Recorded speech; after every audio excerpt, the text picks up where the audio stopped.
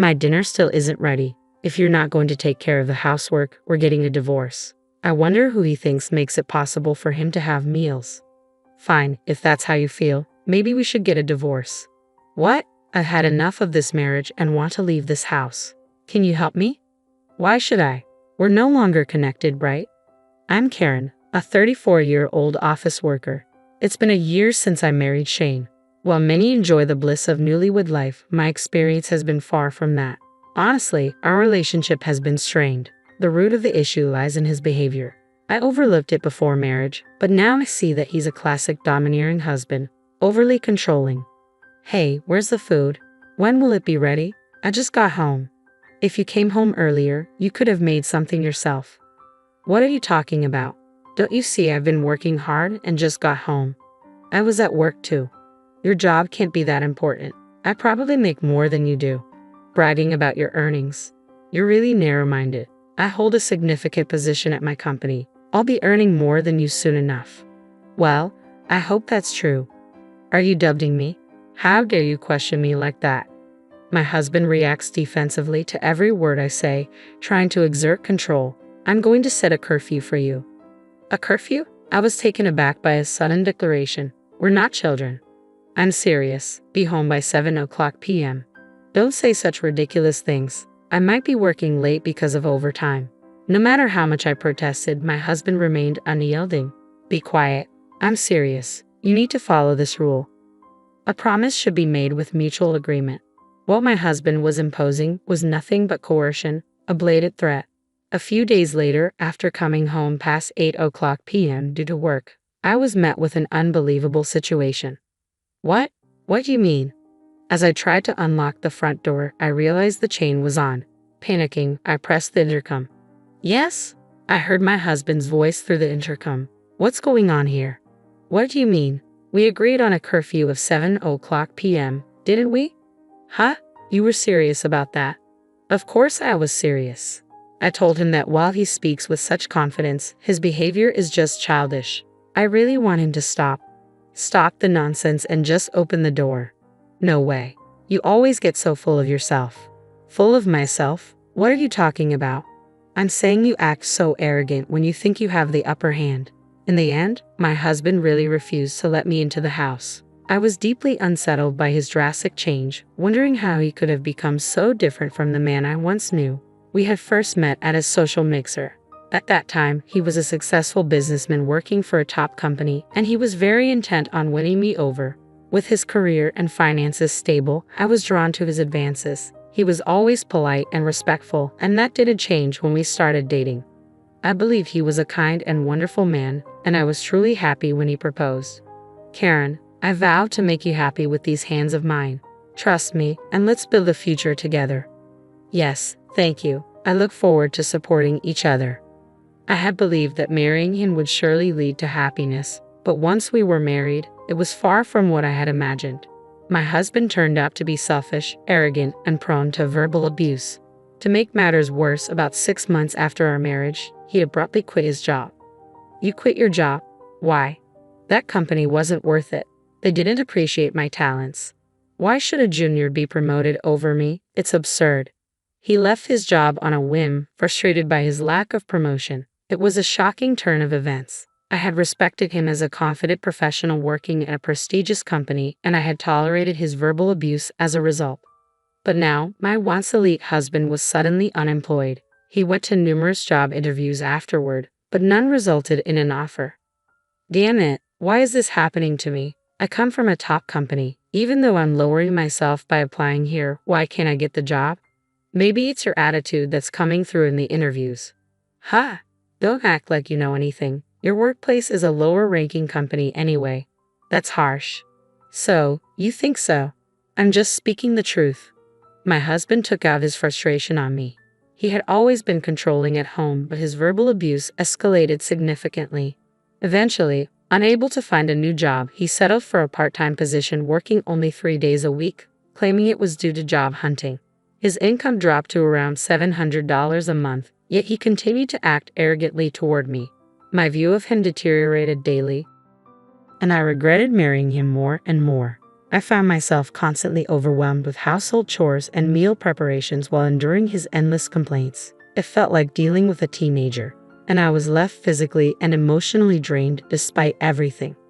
I couldn't bring myself to consider divorce even though we had been married for less than a year. During this time, my husband grew increasingly bold, eventually setting a curfew for me and locking me out of the house. I wondered why I had to endure such treatment.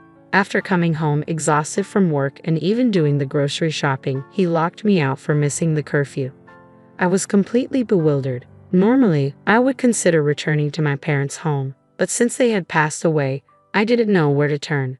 Desperate for help, I decided to call my best friend, Mika. "Hello, Mika, can I come over now?" "What's going on? Did something happen?" "My husband won't let me into the house." "What? Why not?" "Okay, come over right away." "Thank you so much." With that, I hurried to Mika's place. "Sorry for the sudden visit." "Don't worry about it. What happened?" I explained how my husband had locked me out of the house because I missed the curfew he had set. "He actually did that?" "Yes, I can't believe it. It feels like he's being really abusive. Maybe his pride from working at a big corporation is making him look down on you." "Oh, and I also mentioned my husband's sudden resignation." "What? A part-time job? That's unbelievable. How can he act like this when you're the one supporting us?" "Yes, I'm thinking it might be best to leave him sooner rather than later. But we've only been married for less than a year. It doesn't feel right to just get divorced so easily." "Karen, are you truly happy?" "No." My best friend looked concerned, pondering for a moment before offering a suggestion.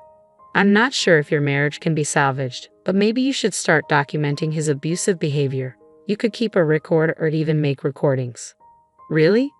"I believe you should divorce him as soon as possible. And if you do decide to go through with it, I hope you can ensure he faces serious consequences."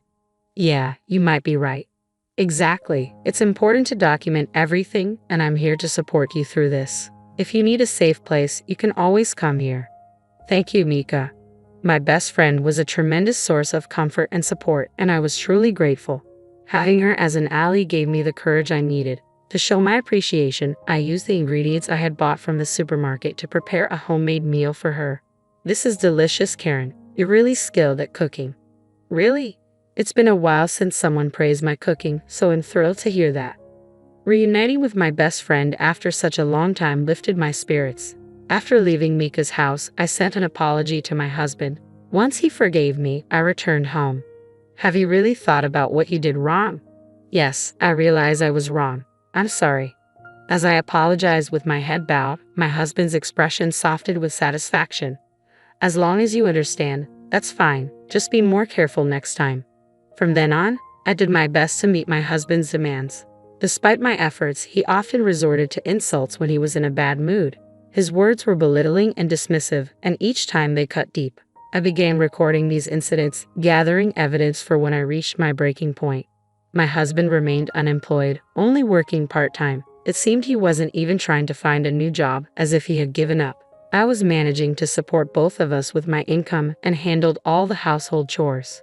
He continued to complain and act badly towards me, trying to assert control. He seemed content with the situation, dependent on my salary, yet treating me with emotional abuse. I confided in my best friend that I didn't want a divorce, but my patience was wearing thin with his increasingly unacceptable behavior. I felt like I was at the end of my rope. How could he be so insensitive? How does he view me? Why did he even marry me? These questions plagued my mind.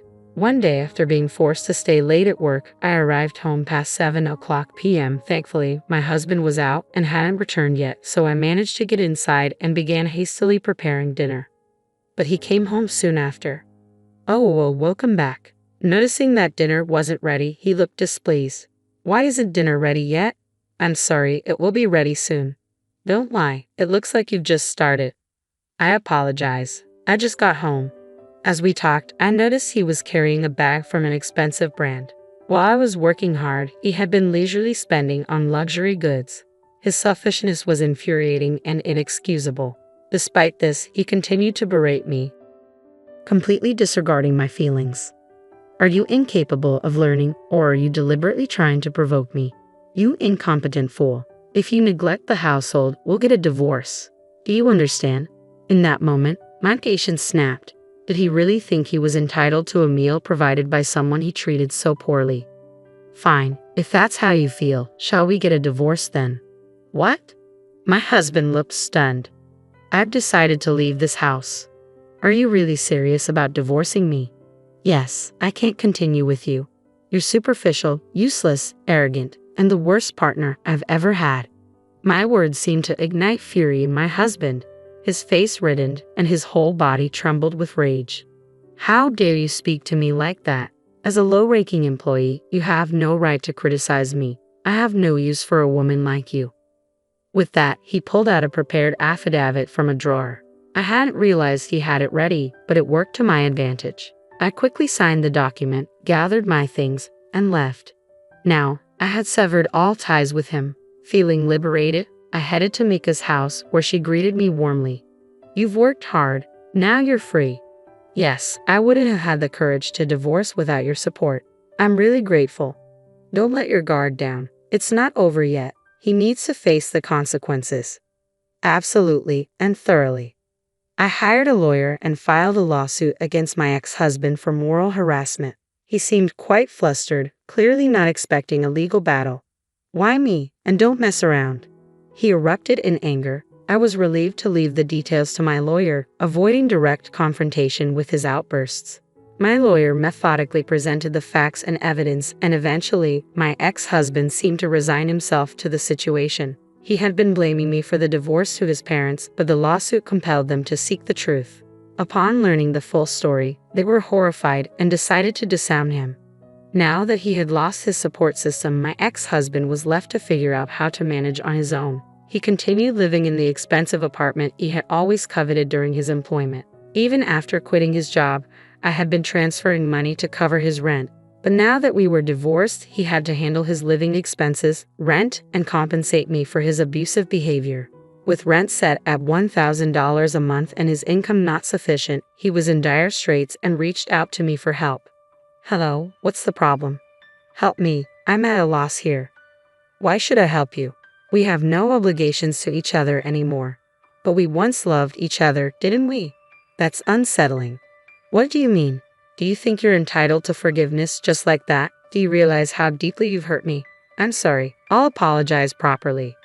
An apology like that means nothing to me. Every time I apologize, you get all self-righteous. It's clear you have no respect for me. Just so you know, my salary has increased. I'm now earning more than you ever did as a full-time employee. What?